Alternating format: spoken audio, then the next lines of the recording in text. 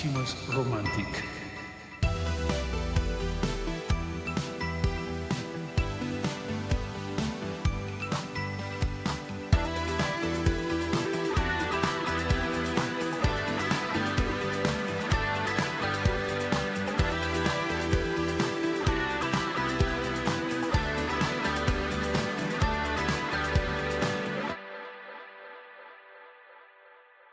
Hello and welcome to Skimo Gold. This is the premier podcast and YouTube show for ski mountaineering interviews and race analysis. My name's Travis Macy. I'm your host. You can find my work at travismacy.com. That's coaching, keynote speaking, books, and more. I am very excited to bring you today's interview with Max King of Oregon. You've probably heard of Max King, whether you're into skimo or running or both. Max is one of the most accomplished, most dynamic runners out there. He's been at it for a long time as he gets into his late 40s now. He is still going strong. In fact, he has a recent win at the national championship level in cross country running. And over time, just so many big wins and performances, whether that's World Mountain Running Championship, whether it's Xterra Running World Champion, Road Running 100K World Champion, and so on and so forth. Max has done just about all of it. He's been going hard for a long time now. And he is passionate about skimo.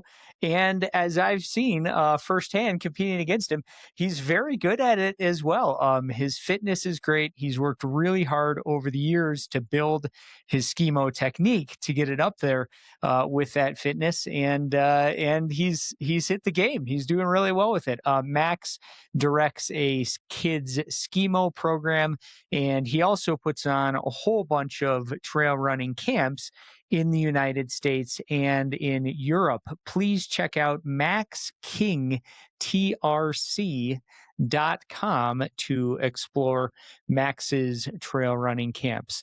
Max, big thanks for joining us. If you like skimo, if you like running, if you're thinking about getting into skimo, or you want to use skimo to make your running better, or you want to use running to make your skimo better, this is the interview for that. And finally, be sure to check out Max's regular columns in Ultra Running magazine, one of my favorite publications. I used to be a columnist for Ultra Running. I'm not doing that as much anymore, but Max is quite frequent in it. You'll enjoy his articles, and I've seen on a number of times where he's writing about skimo in Ultra Running magazine. All right, folks, it is just about time to roll here on Skimo Gold. But first, I want to say thanks to Camp for their ongoing support of Skimo Gold. This is the 130-year-old Italian gear brand that makes so many of the trick accessories like packs and gloves and everything else that's used by skimo racers and mountain people. We talked a lot about Camp in our Olympics coverage. And if you haven't heard Skimo Gold's Olympics coverage, go back to our previous episodes. We worked very hard in February to give you daily episodes during the Olympics, including interviews with the podium contenders and analysis of the skimo races that happen in the Olympics. So go back and check those out. All right. Thanks again, Max. Again, find him online, maxkingtrc.com. All right, folks, time to roll on Skimo Gold.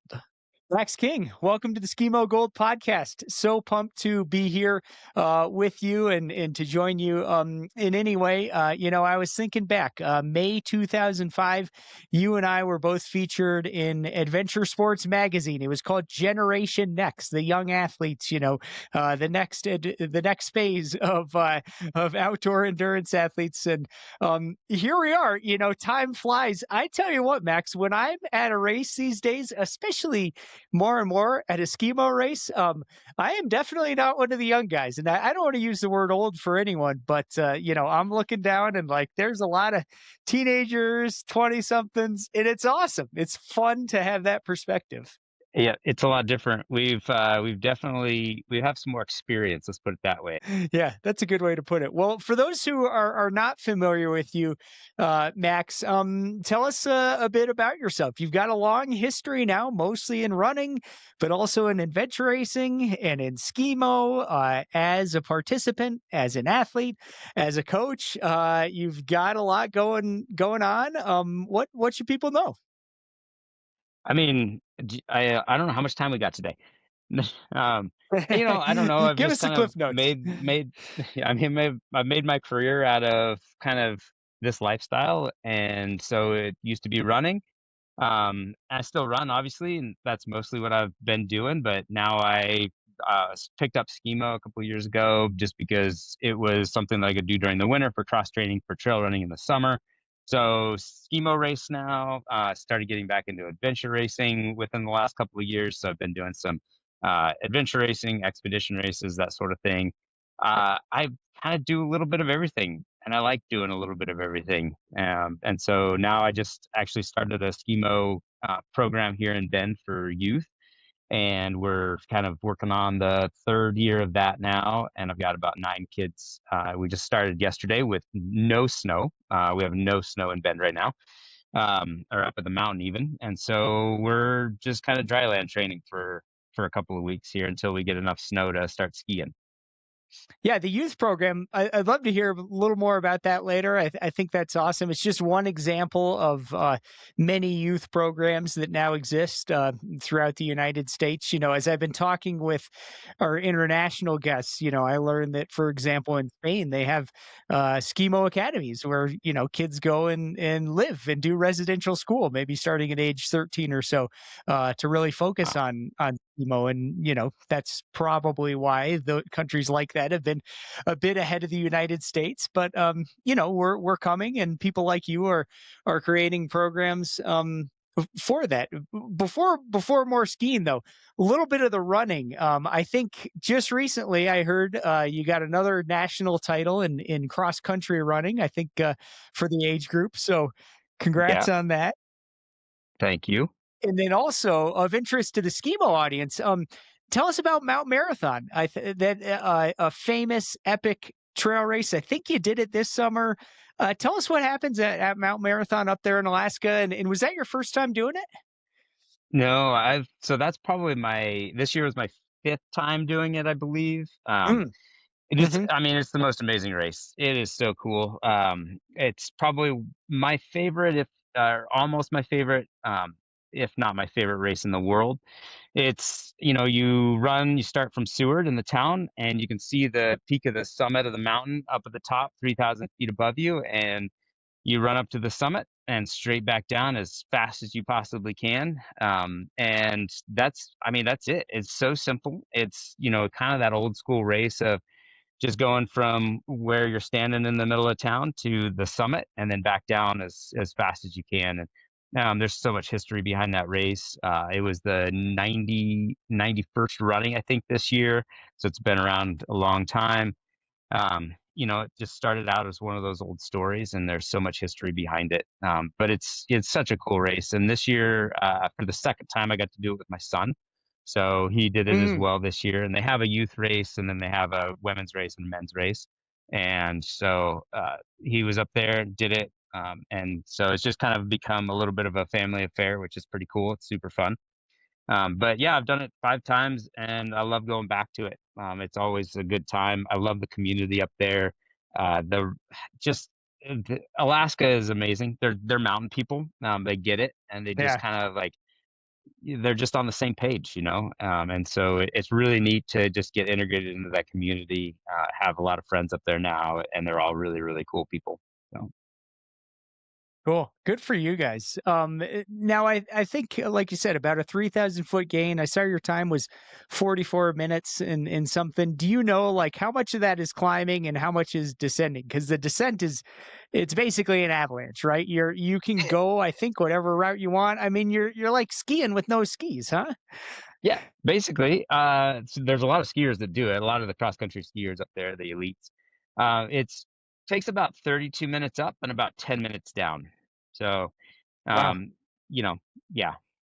You're basically just kind of like you turn around the top of the rock and just fall down the mountain as fast as you can possibly go. And yeah, like you said, there's no set route, but generally speaking, there's a route that everybody kind of knows is the fastest route, and that's kind of generally like how you get down the mountain.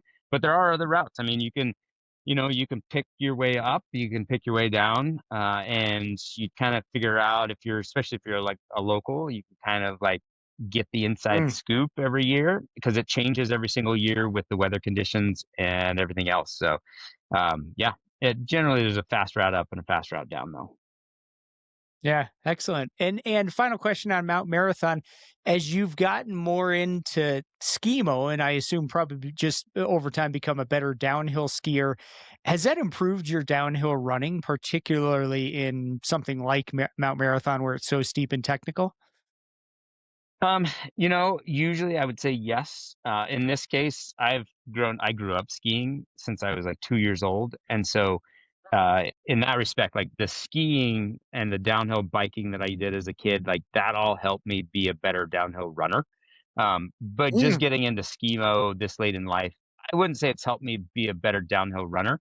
Because I was always pretty decent at that because of those sports growing up. And then now, like I think it's more the strength side of things. Like I need to keep my strength going and stuff in order to be a good downhill runner. And it's getting harder and harder every year because I'm obviously getting older. And I used Hmm. to be a little more fearless than I am now. And now I've kind of like there's like aches and pains that you have when you wake up in the morning and you don't want to like Yep. completely trash your body going downhill, so you're a little more hesitant. So that's what kind of like I got to get past these days. Yeah. Interesting. I guess I didn't realize you had a skiing and a downhill background as a kid. When you say downhill biking, were you doing downhill mountain bike racing at some point as a child or teenager? No, I was just, like, bombing through the woods, and loved downhills, Yeah. and I skied all my life. I never raced, I just did it, and so that's kinda how I picked up that side of things on the even in the running, so. Yeah. All right. So how about getting into skimo? Was there a specific year it happened? Were you looking, at Kilian and the other Europeans who are great trail runners and seeing that they're doing it? Were you just wanting to do it or who knows, maybe you've been skiing uphill all along and you just started racing at some point? Give us that story of how you got into the skimo side of things. Yeah, so, yeah, you nailed it, like, seeing Kilian do it and seeing how strong he was in the summer, I was like, "What are these" like, I started with Solomon in 2015, and at that point, I kinda started looking at like, I started doing European mountain races, and I was kinda like, "Why are these guys so much faster on these mountain courses than we are. I know I have the fitness to do it. Like, what's going on?" And started to realize they skied all winter, and they did skimo all winter, so they were skiing uphill, and it was really that key to success in the trail running scene during the summer. And so that Mm. was when I picked it up. Is right about 2015, 2016. I got a pair of touring skis, eventually kind of made my way into the racing side of things a couple years later, and kind of been doing it ever since, mostly as cross training, so not with a real serious focus on skimo racing, but just using it for cross training for the summer running season. And it's helped a tremendous amount at getting me better and more prepared for those European mountain races. And Mm. I attribute a lot of my success in like Sierra Zinal, Mount Blanc Marathon, to Skimo. Mm, excellent. You and Killian were both Solomon athletes together for many years. Did you have a chance to actually ski with him and or other European athletes? Um, no, I don't think so, because every time we were together, it was for racing in the summer, or it was Yep. at a Solomon advanced camp or something like that. So we never actually skied together. That would have been fun actually to be able to do that or to ski with some of the Euro guys, but never got the opportunity. So unfortunately. Yeah. Let's talk a little more about those specific gains from skiing into running. Are you boosting aerobic endurance? Are you boosting uphill explosivity?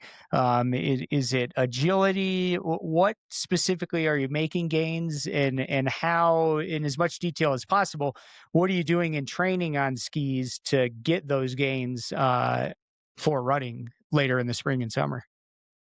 I mean, I can speculate. Obviously, like that's Mm. probably a better question for a physiologist.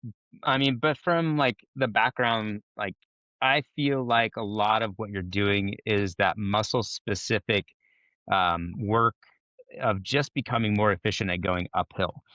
You're putting yourself Mm. in that position of going uphill. You're gaining strength, like muscular endurance, that sort of thing, from like the very specific work of just hiking uphill. And I really think it's more that than anything else. Like, if you think about like what you're doing, if you're a marathoner, you're doing like a ton of easy miles, just running, right? But all that time you work on your muscular endurance, your fatigue endurance, your specific, like that muscle specific biomechanics of that movement, and just becoming more and more aerobically efficient. And so it's kind of all of those things all wrapped up in a package that's more specifically tailored to that mountain running where you're going uphill. And so I think it's kind of a Uh-huh. little bit of everything when you get into Skimo. It's all of that.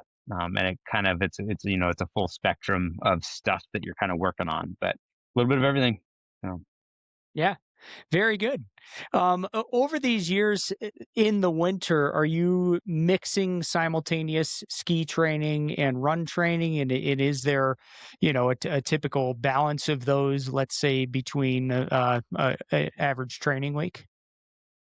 Yeah, I do just because I can't totally stop running. One, I like Hmm. doing it. Two, like if I were to stop completely, getting going in the springtime would take like probably 5 or 6 weeks just to get my legs back under me, Yeah. and it would be so Yep. painful. Like I'll take like if I take a week or two off, like it takes me 3 weeks to feel back to normal now at this age. And so Yeah. I have Yep. to keep it going in order to like maintain those biomechanics, those running biomechanics. So I never stop running completely. I'm always running about 40 to 50 miles a week during the winter, keeping things going, even if I'm skiing quite a bit. I'm trying to keep my running volume up at least a little bit, so it's not so bad Yep. coming back in the spring. I think that's great advice, Max, for any runner, or cyclist or whatever. Keep your summer sport going some, and I think you're right, especially as we get older. If you're only skiing, you have great fitness and great cardiovascular readiness, but then you start running, and the legs aren't quite ready for the impact. So, Hmm. as you said, if you don't stop running or don't totally stop running, hopefully you're more ready to come back to it. How about your ski workouts? Is it mostly zone two endurance work? Are you doing intervals? Are you doing tempo and threshold stuff, race stuff, downhill repeats? What have you found works for you in terms of ski training? Yeah, I mean, as like I don't do the ski workouts to get better at running per se. I think it's helping, Mm. but now that I've like spent skiing long enough and I ski race enough, I actually do the ski workouts to be better at skimo racing in the winter. And so I'm, doing workouts, like all sorts of different workouts, same as what you do for running. I'll do some threshold workouts. I'll do like VO2 max intervals. I'll do some sprints, things like that, just to get myself into better shape for when I want to race and stuff. I've got a ski partner here in Bend, Chris Jones, that I ski with all the time, Mm. and he's same age as I am. He's like 6 months older than I am, so he's kind of the one that keeps me like pushing to like actually get myself better and be in better shape because I don't want to lose to him. And so he's Mm. an ex-pro Awesome. cyclist, used to Yep. ride at European tours and stuff like that. So way better cyclist than I am. I'm a way better runner than he is. But when we meet for skiing, we're like so even that we just go back and forth in Awesome. races. And it's really fun Yeah. because one week I'll beat him, one week he'll beat me. And we just kind of go back and forth and really kind of keep each other accountable to keeping our fitness up in the winter. Even if I don't, I'm not running or training with other people, like I know he's going to be out there training too. And so I better get my butt in shape so that I don't Yeah. fall behind him too far. So, I love it. There's nothing like training with your buddy, and there's nothing like racing your buddy, and there's also nothing like beating your buddy. We've both been at we've all been at either side of yep, those, but yeah, that is probably the most motivating thing in a competition. Yeah, and absolutely. I've seen Yeah, it you and keeps Chris me out going. there.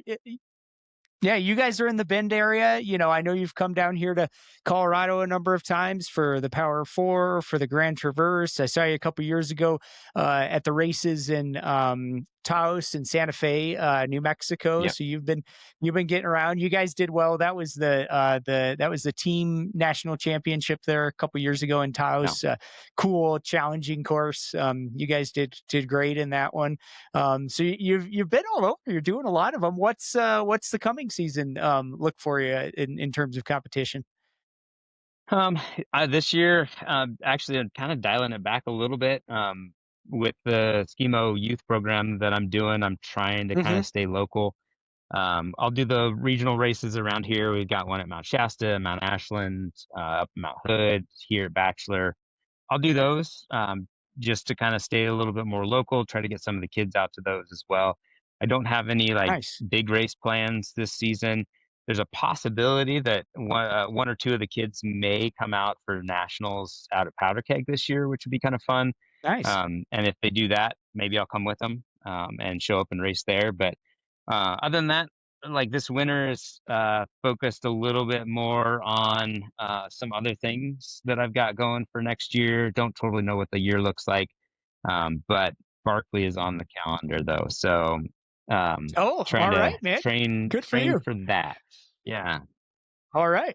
Nice. Well, yeah, I mean, Skimo could be obviously everyone knows well, maybe not everyone knows, but Barkley's this, crazy adventure race running kind of thing out in the Tennessee swamps, and it's got a ton of vert. I can imagine if you could just, train your Skimo uphill, but you're going through like brush and timber and stuff, and you got to like roll over logs. That's kind of the Barkley sort of feel, and you should probably do it, just wearing shorts and freezing cold and all wet. Then you're getting in the Barkley the Barkley mood, Yep. right? Yeah. So yeah, no, the fact that we haven't had any snow and I'm not skiing yet has been kind of rough. I need to get on skis pretty soon. Yeah. Cool. Good for you, man. I'm glad you remind me. Have you done Barkley before? Well, so that's what happened last year. So last year I got in, 2 hours into the race, I popped my meniscus and I was out. I Yes. self-evacuated, had Okay. to pull myself up over the mountain and get back to camp with a torn meniscus. So I hobbled back into camp. I was the first one out last year. Okay, you Yeah, got the that is taps rough. after 2 hours. Yeah, Laz playing that playing the taps. Cool. Yeah, I Yep, remember yep. reading that now. Well, I'm glad you get to go back, Max. I mean, it's a good one for your skill set in terms of fitness, but endurance and also flexibility and navigation. You're putting a lot together. So I'm pumped for you. In our final couple minutes, though, let's hear a little bit more about your youth program. Like, what are the age ranges? How many days a week? What's the range in terms of are kids serious? Are they just getting into it? What do you have? What do you have going on? Yeah. Well, so I started it 3 years ago. I think I had three kids that first year. It was hard to kind of Nice. convince kids to come out. I realized like my initial thought was, okay, I'm going to get some high schoolers that, either mountain bike or they're on the cross country team and they also downhill ski, and it's going to be awesome because they're all going to want to race. Didn't happen like Yeah. that at all. I had to totally change plans. And so I opened it up to middle school. I've actually got all middle schoolers the last 2 years. Most of them do cross country skiing. They also Nordic ski, and so half of them like they're already Nordic skiing, and it's kind of like that takes their focus, and this is kind of like a side project for them to just kind of dabble and figure it out. And so it's been like Nice. hard to kind of like get kids to like really embrace another sport. But I had 7 kids last year, 5 of which did some racing. And so they've got a little bit more serious about it. They loved it. They're back this year. I've got 9 kids this year, and they're a little bit more serious about racing. They're still all in middle school. I don't have any high schoolers this year either, but they want to do all like the regional and local races and stuff like that. But it's, I had to kind of temper my expectations for where I thought things were going to be, and I just got to Mm, like introduce the sport to that youth side of things here in Bend and get them more excited about it. And I noticed that this year they pulled in some of their friends. They were, so nice. even though a lot of them are still doing Nordic, they're kind of doing this a little bit more this year, and they're grabbing friends to be involved in it. And so it's growing. It's just growing slowly. And so it's fun though. I mean, they're great kids. They're hardworking. They like the sport. I'm excited to see where it goes over the next couple of years. It's like Silver Fork in Utah is the one that I kind of build the model off of, Yeah. as does everybody.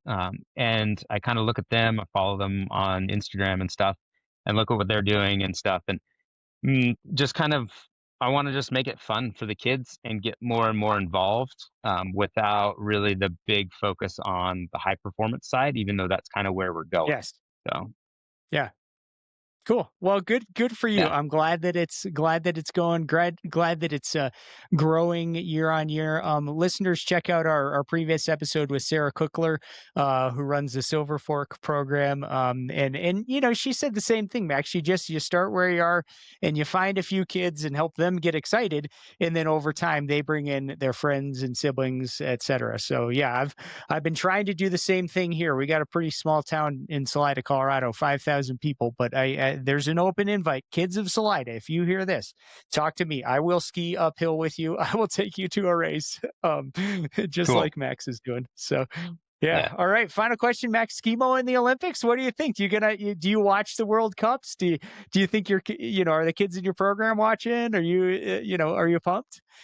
Yeah, I have definitely, like, I told them about Cam and Anna the other day and made sure that they know what's going on in USA Skimo. That was super exciting last weekend, watching them like just get that, secure that spot for the USA. Um, I won't hide the fact that I'm a little disappointed as far as like what Skimo actually is in the Olympics, but it's cool Hmm. for them. Like, it's awesome that we have it in the Olympics. I'm so like proud to have Cam and Anna in the Olympics.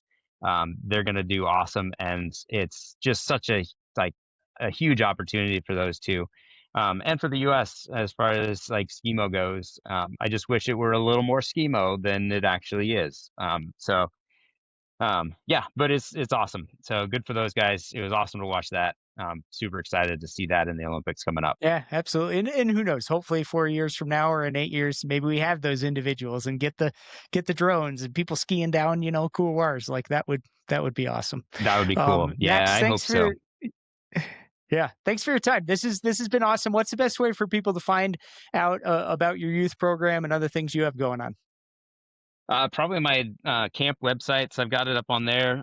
So maxkingtrc.com. So Max King Trail Running Camps. Put all my trail running camps on there, as well as our youth Skimo program. That's up on there as well. So that's kind of everything that I've got Sweet. going on the youth side of things is on there. All right, and following Max in the Barkley. You can't follow it live, folks. You can't attend, but sometime out there this spring, there will be a cigarette that is smoked, and Max will head out into the Yep. wilderness. Yeah, dude, you got it. I'm pumped for you. Thanks, man. Hey, folks, thanks as always for listening to Skimo Gold. This is the premier podcast and YouTube show for ski mountaineering interviews and race analysis. Oh, man, Max King.